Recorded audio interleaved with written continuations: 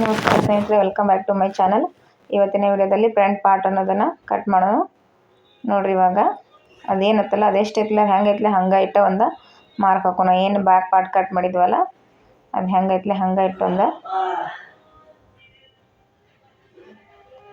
Mark ಹಾಕಿ ಅರ್ಧ ಇಂಚ ನಾವು ಕಾಜು ಮನೆಗೆ ಹುಕ್ಕುಪಟ್ಟಿಗೆ ಅಂಥೇಳಿ ಅರ್ಧ ಇಂಚ ಗೆರೆ ಹಾಕ್ಕೋಬೇಕು. ಮೊದಲಿಗೆ ಇದೇನೈತ್ಲ ಅದು ಎಷ್ಟೈತ್ಲ ಹಂಗೆ ಹಂಗೆ ಒಂದು ಮಾರ್ಕ್ ಹಾಕೋಣ. ನೀವು ಮೊದಲು ಅಂದ್ರೆ ಬ್ಯಾಕ್ ಪಾರ್ಟ್ ಏಟೈತ್ಲೆ ಫ್ರಂಟ್ ಪಾರ್ಟಿಗೂ ಹಂಗೆ ಕರೆಕ್ಟ್ ಅದೆಷ್ಟೈತ್ಲೆ ಅಷ್ಟೇ ಮಾರ್ಕ್ ಹಾಕೊಂಡನಿ.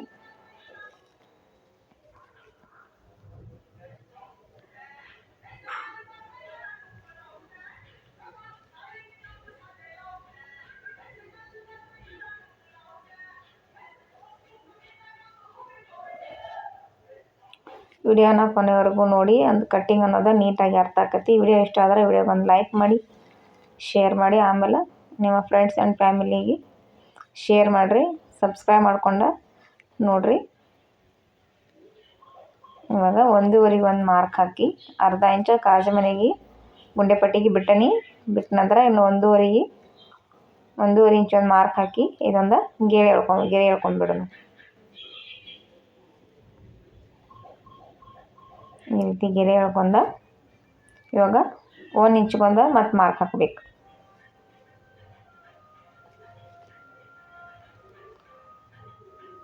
ಇವಾಗ ಇವ್ರದ್ದು ಹುಕ್ ಮನಿ ಎಷ್ಟೈತೆ ಅಂತ ಚೆಕ್ ಮಾಡ್ಕೊಳ್ಬೇಕು. ನೋಡಿ, ಇವ್ರದ್ದು ಹುಕ್ ಮನಿ ಅದು 7 ಐತಿ. ಇದರಲ್ಲಿ 1 ಇಂಚ್ ಕೂಡಿಸಿ 8 ಇಂಚ್ ಅಂತ ಹೇಳಿ ನಾನು ಹುಕ್ ಮನಿ ಮಾರ್ಕ್ ಹಾಕೋದೇನೆ.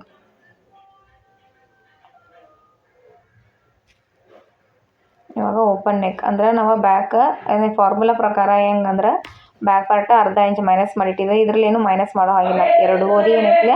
ಎರಡೂವರೆ ಏನೈತೆ ಅದೆಲ್ಲ ಅಟ್ಟಿಟ್ಟ ಬಿಡೋದು.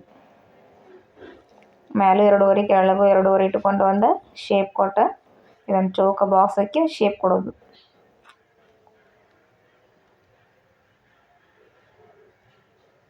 ಆಮೇಲೆ ಶೋಲ್ಡ್ರ್ ಸೇಮ್ ಏನು 3/4 ಇಂಚ್ ಇತ್ತಲ್ಲ, ಶೋಲ್ಡ್ರ್ ಸೇಮ್ ಟು ಸೇಮ್ ಬ್ಯಾಕಲ್ಲಿ ಏನಿಟ್ಟಿದ್ವಲ್ಲ ಫ್ರಂಟಲ್ಲೂ ಅದೇ ಇಟ್ಬಿಡೋಣ. ಇದು ಆರ್ಮೋಲು ಅಷ್ಟೇ, ಬ್ಯಾಕಲ್ಲಿ 6 ಇಂಚ್ ಇಟ್ಟಿತ್ತ, ಫ್ರಂಟಲ್ಲೂ 6 ಇಂಚ್ ಇಟ್ಟ ಒಂದು ಗೆರೆ ಹಾಕ್ಕೊಂಡು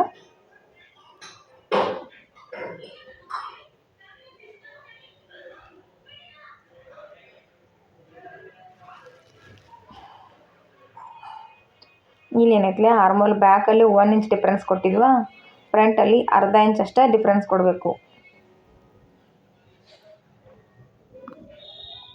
ಈ ಕಡೆ 1.5 ಈ ಕಡೆ 1.5 ಒಂದು ಮಾರ್ಕ್ ಹಾಕಿ ಫ್ರೆಂಚ್ ಕರ್ವ್ ಸ್ಕೇಲ್ ತಗೊಂಡ ಶೇಪ್ ಕೊಡಬೇಕು.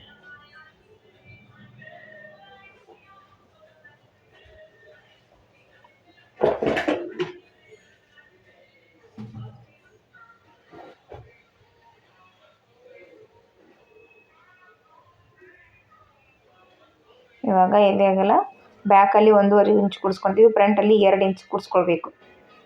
ಅಂದ್ರೆ 10ರಲ್ಲಿ 2 ಇಂಚ್ ಕೂಡಿಸಿ 12 ಇಂಚ್ ಅನ್ನೋದು ಅವ್ರ ಎದೆಯಾಗಲ್ಲ ಇಟ್ಟನ್ನ. ಇವಾಗ ನಡ ಚೆಕ್ ಮಾಡ್ಕೊಳ್ಬೇಕು. ಅದೇನು ಹುಕ್ ಹಾಕೊಂಬನಿ ಇರ್ತೈತಲ್ಲ ಅದನ್ನು ಬಿಟ್ಟನ್ನು ನಡ ಎಷ್ಟೈತೆ ಅಂತ ಚೆಕ್ ಮಾಡ್ಕೊಳ್ಬೇಕು. ಎಷ್ಟೈತಿ ಇವ್ರ ನಡ 35. 35ಅನ್ನು 4 ಭಾಗ ಮಾಡಿ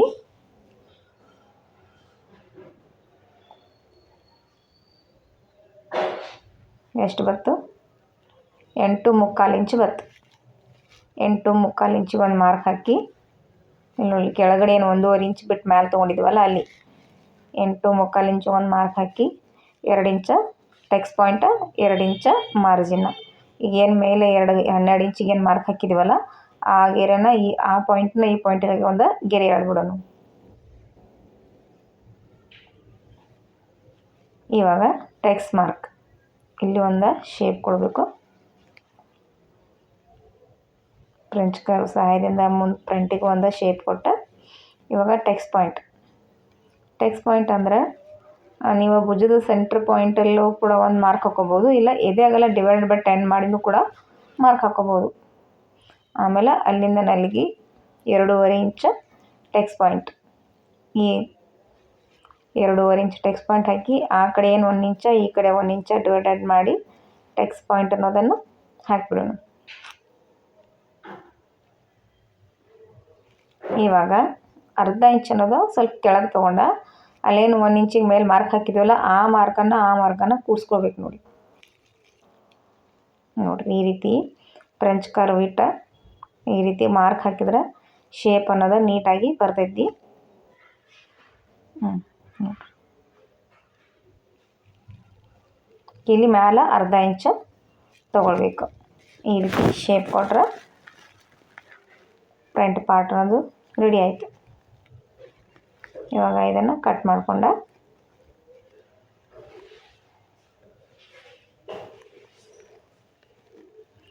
ಅಂದ್ರೆ ತುಂಬ ಈಸಿ ಮೆಥಡಲ್ಲಿ ಐತಿ. ಡೈಲಿ ನೀವು ನಾನು ಇನ್ನೇನೈತಿಲ್ಲ ಟೈಲರಿಂಗ್ ಸಂಬಂಧಪಟ್ಟಂಥ ಕಟ್ಟಿಂಗ್ ವಿಡಿಯೋ ಆಗಿರ್ಬೋದು, ಸ್ಟಿಚಿಂಗ್ ವಿಡಿಯೋ ಆಗ್ಬೋದು, ಇನ್ನು ಡೈಲಿ ಹಾಕೋತಾನೆ ಇರ್ತೀನಿ. ಈಗ ಸದ್ಯಕ್ಕೆ ಈ 3 ವಿಡಿಯೋಗಳಲ್ಲಿ ಪೂರ್ತಿ ಕಟ್ಟಿಂಗ್ ಬಗ್ಗೆ ಎಕ್ಸ್ಪ್ಲೇನ್ ಮಾಡೀನಿ. ನಿಮಗೆ ಎಷ್ಟು ಅರ್ಥ ಆಯಿತು ಎಷ್ಟು ಅರ್ಥ ಆಗಿಲ್ಲ ಅಂತ ಕಮೆಂಟ್ಸ್ ಹಾಕ್ರಿ. ಅರ್ಥ ಆಗಿಲ್ಲದೆ ಇರೋದನ್ನ ನಾನು ಕ್ಲೀನಾಗಿ ನೀಟಾಗಿ ತೋರಿಸ್ಕೊಡ್ತೀನಿ. ಅಲ್ಲೊಂದು ನಾಚ್ ಹಾಕಿ ಟೆಕ್ಸ್ಟ್ ಪಾಯಿಂಟ್ ಒಂದು ನಾಚ್ ಹಾಕಿಬಿಡ್ರಿ, ಅಂದರೆ ಟೆಕ್ಸ್ಟ್ ಪಾಯಿಂಟ್ ಇಲ್ಲೇ ಐತೆ ಅನ್ನೋದು ನಾವು ಎಕ್ಸಾಕ್ಟಾಗಿ ಗೊತ್ತಾಕೈತಿ.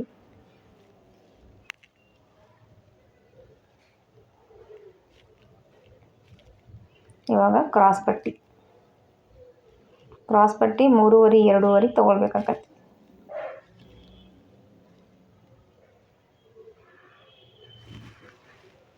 ನಾವು ಈಗೇನಿಲ್ಲ ಅಸ್ತ್ರ ಬ್ಲೌಸ್ಗಳಿಗೆ ಟೋಟಲಾಗಿ ಅಸ್ತ್ರದ್ದು 4, ಮೇನ್ ಫ್ಯಾಬ್ರಿಕ್ದ 2, ಟೋಟಲಾಗಿ 6 ಕ್ರಾಸ್ ಪಟ್ಟಿಯನ್ನು ಹಾಸ್ತೀನಿ.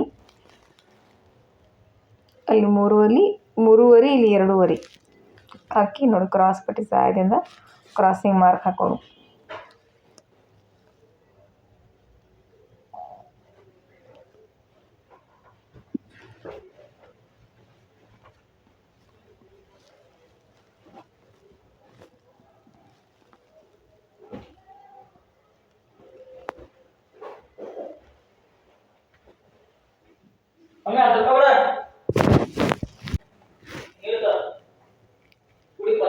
ಕ್ರಾಸ್ ಪಟ್ಟಿ ಈಗ 2 ತೆಗೆದಿತ್ತಲ್ಲ, ಇನ್ನೆರಡು ಉಳಿದಂಥ ಬಟ್ಟೆ ಒಳಗೆ ತಕ್ಕೊಂಡು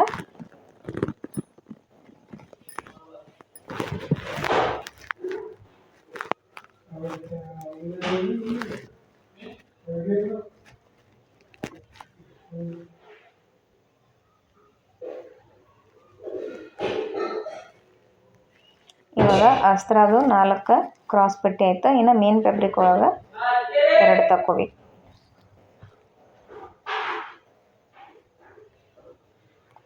ನೋಡ್ರಿ ಇವಾಗ ಎಲ್ಲ ಪ್ರತಿಯೊಂದು ರೆಡಿ ಆಯ್ತು.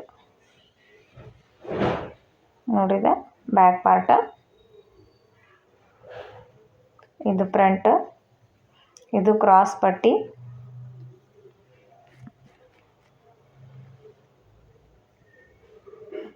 ಇದು ಸ್ಲೀವ್ಸ್. ಪೂರ್ತಿ ಕಟ್ಟಿಂಗ್